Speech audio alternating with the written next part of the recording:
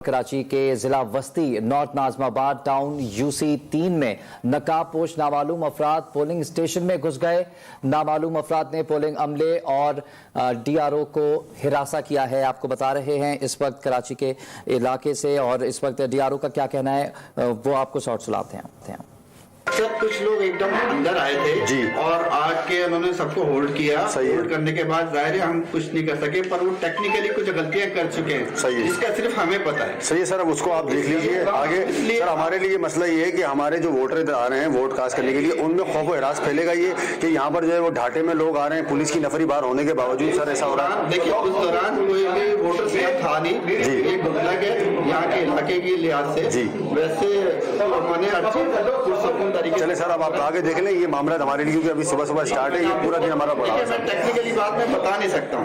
हमें आप पे भरोसा है सर, लेकिन ये कि आप देखें अपनी ड्यूटी करें। ये स्कूल कौन सा है? ये स्कॉलर प्राइवेट स्कूल है। ये 15B के अंदर है। सही है सर, ठीक सही है। इसका जो वोट पड़ा है वो यूसी 3 से पड़ा है। बस सही है, ओके सर।